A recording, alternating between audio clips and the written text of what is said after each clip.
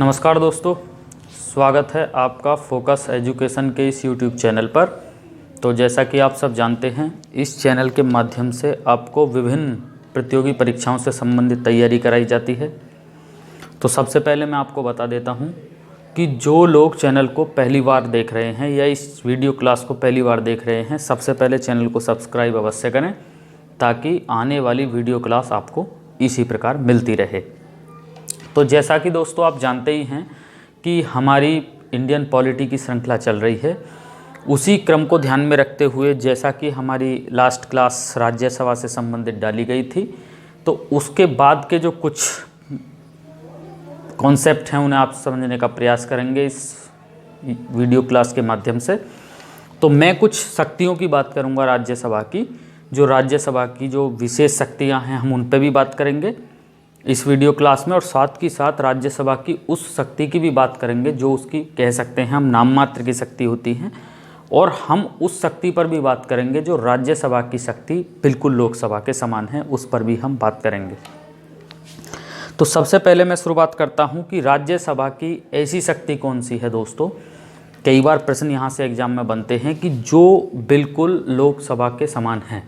जैसा कि आप आम तौर पर जानते भी होंगे, भारत की संसदीय व्यवस्था में ज़्यादातर शक्ति जो होती है वो लोकसभा के पास होती है। जितनी शक्ति भारत में लोकसभा के पास होती है, ये आप लोग जानते होंगे कि ठीक उतनी शक्ति राज्यसभा के पास भारत में नहीं होती है। लेकिन अब इस कॉन्सेप्ट के माध्यम से मैं आपको इस वीडियो क्लास के द्वारा ये बात समझाने वाला हूँ कि ऐसी शक्ति जो राज्यसभा बिल्कुल लोकसभा के समान रखती है। तो सबसे पहले की अगर मैं बात करता हूँ, बहुत बढ़िया प्रश्न यहाँ से बनते हैं। आर्टिकल 368 संविधान संशोधन, ध्यान से सुनना है। संविधान संशोधन की शक्ति, जो संविधान में जो अगर संशोधन होता है या अगर कोई भी बिल है, मान के चलना है संविधान संशोधन विधेयक, जिसको हम अमेंडमेंट कॉन्स्टिट्यूशनल अमेंडमेंट बिल भी कहते हैं। तो संविधान संशोधन विधेयक के संबंध में अगर देखा जाए दोस्तों, तो राज्यसभा की जो शक्ति की बात करें तो राज्यसभा की शक्ति वो है जितनी की लोकसभा की शक्ति है। इसको आप ऐसा समझ सकते हैं कि यदि संविधान संशोधन विधेयक को राज्यसभा अस्वीकृत कर दे या राज्यसभा अस्वीकार कर दे, तब संविधान संशोधन विधेयक समाप्त माना जाता है। इसको इस तरीके से समझ सकते हैं कि संविधान संशोधन विधेयक जो है संसद के किसी भी सदन में लाया जा सकता है। यहाँ मेरा कहने का अर्थ है दोस्तों, या तो लोकसभा में लाया जा सकता है या आपका राज्यसभा में लाया जा सकता है। लेकिन इस बात को याद रखेंगे, अगर किसी वजह से पहले लोकसभा में आता है और लोकसभा उसको बहुमत से संविधान संशोधन को पारित करने के बाद जब राज्यसभा को भेजती है और राज्यसभा उस संविधान संशोधन विधेयक को यदि अस्वीकृत कर देती है, तो दोस्तों वो जो संविधान संशोधन विधेयक है वो फाइनली समाप्त हो जाता है। तो आपने इस कॉन्सेप्ट के माध्यम से एक बात आपके समझ में आ गई होगी कि जो संविधान संशोधन जो विधेयक है उसके संबंध में शक्ति जितनी लोकसभा की है उतनी ही राज्यसभा की है। यहाँ बिल्कुल भी ऐसा नहीं है कि मान के चलिए कि जो संयुक्त बैठक का जो प्रावधान है, जैसा कि आप सब जानते होंगे, भारतीय संविधान का अनुच्छेद 108 बहुत इंपॉर्टेंट आर्टिकल है, जिसके तहत भारत का राष्ट्रपति संसद की संयुक्त बैठक को बुलाता है और जिसकी अध्यक्षता करता है लोकसभा का अध्यक्ष। कितना बढ़िया प्रश्न यहाँ से एग्जाम में बन सकता है, जरा ध्यान से सुनेंगे कि किस विधेयक के संबंध में भारत में संयुक्त बैठक का प्रावधान नहीं है। ध्यान से सुनना है, क्वेश्चन बनेगा किस विधेयक के संबंध में भारतीय संविधान में संयुक्त बैठक का प्रावधान नहीं है। तो आप याद रखेंगे, संविधान संशोधन विधेयक एक ऐसा विधेयक है दोस्तों, इसके संबंध में भारत में संयुक्त बैठक का कोई प्रावधान नहीं है। यहाँ से हम इस बात को स्पष्ट समझ सकते हैं कि अगर हम इस बारे में अगर हम व्यावहारिक तौर पर देखें तो राज्यसभा की शक्ति बिल्कुल यहाँ लोकसभा के जैसी है। अगर राज्यसभा संविधान संशोधन विधेयक को अस्वीकृत कर देती है तो यहाँ सीधी सी बात निकल कर एक सामने आती है कि यहाँ राज्यसभा की पावर बिल्कुल लोकसभा के समान है। इस बात को आप याद रखेंगे। और कितना बढ़िया प्रश्न एग्जाम में बन सकता है, इस बात को सुने। क्या राज्यसभा ने आज तक इस ऐसा किया है? ध्यान से सुनेंगे। 64वां संविधान संशोधन 1989 और 65वां संविधान संशोधन 1989, ये 2 संविधान संशोधन ऐसे हैं जो राज्यसभा ने अस्वीकृत किए थे और जिसके कारण वो संविधान संशोधन विधेयक जो रद्द हो गए थे।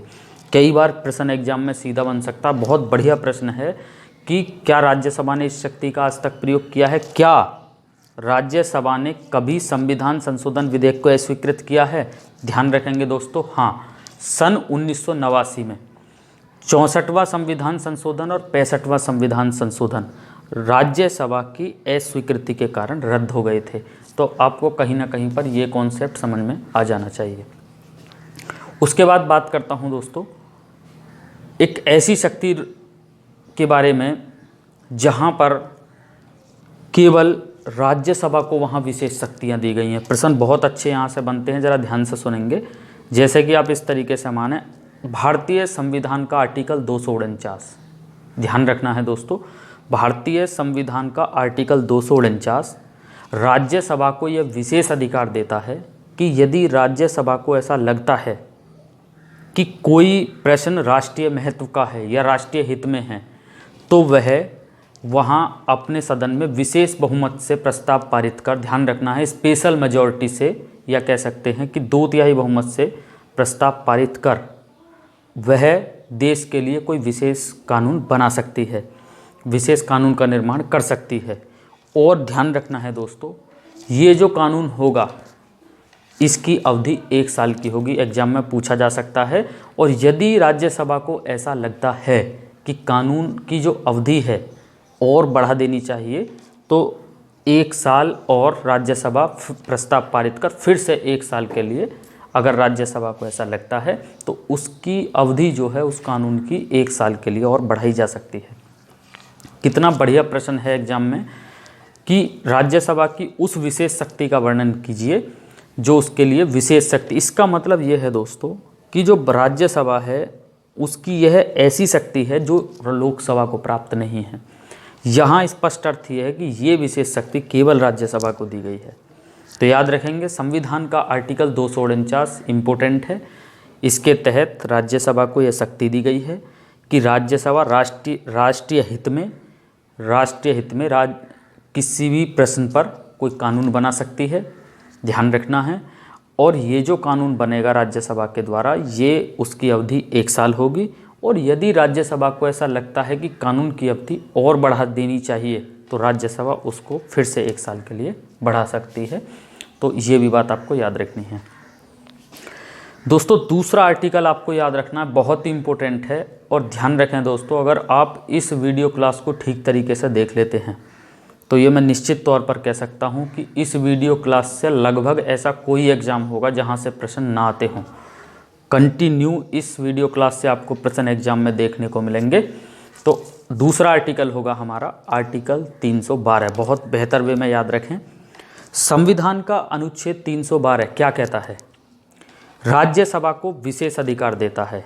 तो आर्टिकल 249 के बाद आप आर्टिकल 312 को याद रखें। राज्यसभा को यह विशेष अधिकार देता है कि वह अखिल भारतीय सेवाओं के पदों का सृजन कर सकती है। मतलब कि राज्यसभा अपने सदस्यों के 2/3 बहुमत से प्रस्ताव पारित कर, ध्यान रखना है, विशेष बहुमत से प्रस्ताव पारित कर या 2/3 बहुमत से प्रस्ताव पारित कर अखिल भारतीय सेवाओं के लिए पदों का सृजन कर सकती है या उनके लिए कानून बना सकती है। यहाँ अखिल भारतीय सेवाओं का अर्थ है दोस्तों कि राज्यसभा, जैसे कि आप जानते होंगे, IAS, IPS, IFS, IES, इस प्रकार की जितनी भी सिविल सर्विसेज हैं उनके पदों का सृजन कर सकती है।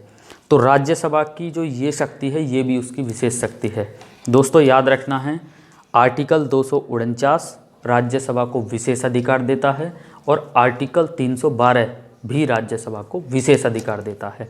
तो अब तक आपने एक बात देखी कि राज्यसभा की ऐसी शक्ति जो दोनों लोकसभा के समान है, जैसा कि हमने देखा संविधान संशोधन की शक्ति। फिर उसके बाद हमने बात की राज्यसभा की अब स्पेशल शक्ति की, जो केवल राज्यसभा को ही दी गई हैं। जैसा कि मैंने अभी बताया, आर्टिकल 249 और आर्टिकल 312। उसके बाद ऐसी शक्ति की बात करते हैं जो मोस्टली राज्यसभा की बहुत नाम मात्र की शक्ति कह सकते हैं, ऐसी है भारतीय संविधान का अनुच्छेद 109। ध्यान से सुनना है दोस्तों, भारतीय संविधान का अनुच्छेद 109 ये स्पष्ट भाषा में कहता है कि कोई भी धन विधेयक केवल लोकसभा में ही प्रस्तुत किया जा सकता है, राज्यसभा में नहीं। इसका अर्थ यह है दोस्तों कि जब धन विधेयक लोकसभा से पारित होने के बाद राज्यसभा को भेजा जाता है तो ध्यान रखना है दोस्तों, राज्यसभा उसकी प्राप्ति की तिथि से, इस पॉइंट को आप याद रखें, चूंकि यूपी पुलिस सब इंस्पेक्टर परीक्षा या अन्य किसी अपर लेवल के एग्जाम में ऐसे क्वेश्चन बन जाते हैं। राज्यसभा प्राप्ति की तिथि से, जिस दिन से राज्यसभा लोकसभा के द्वारा पारित धन विधेयक को प्राप्त करती है, उस प्राप्ति की तिथि से अधिकतम 14 दिन तक अपने पास रोक सकती है। इसका अर्थ यह है दोस्तों कि राज्यसभा धन विधेयक के संबंध में अपने कोई भी सुझाव वगैरह लोकसभा को दे सकती है, लेकिन दोस्तों ये बात अच्छी तरीके से सुन सकते हैं कि लोकसभा उन सुझावों को माने या ना माने, ये लोकसभा की इच्छा पर निर्भर करता है।